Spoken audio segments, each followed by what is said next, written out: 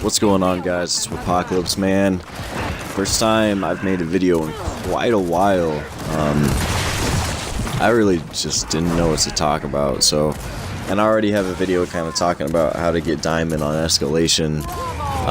So this is how to get diamond on King of the Hill.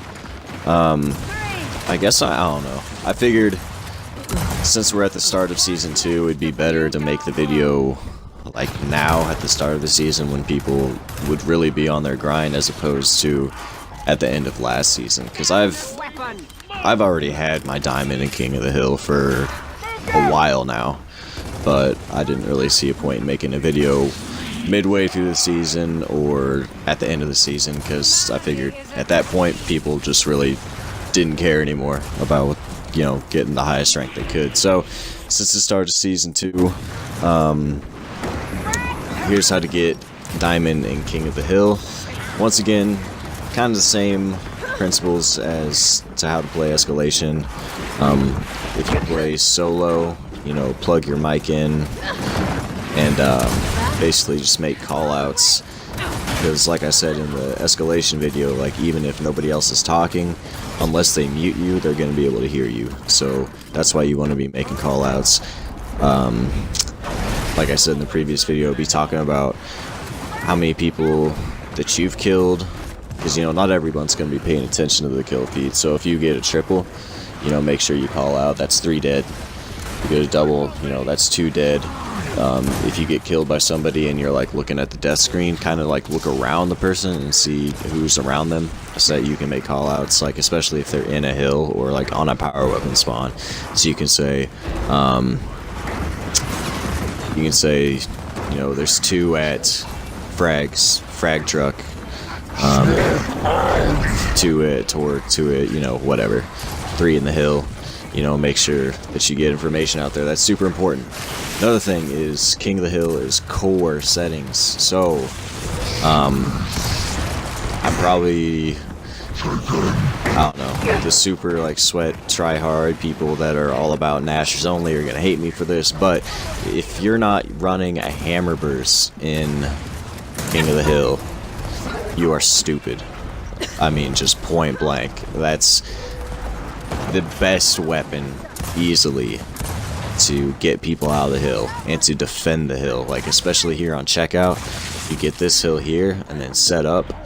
That's what I do, teabag, because I'm a douche. You get that hill there, you set up, hammer burst them down the halls like they can't get in. Same thing here, like on these open maps, like you really want to have a hammer burst out so you can just hit people from a distance.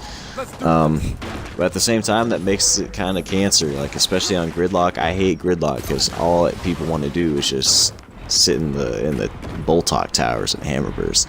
Anyway, so back to what I was saying about if you're playing by yourself, make sure you know, you're making callouts.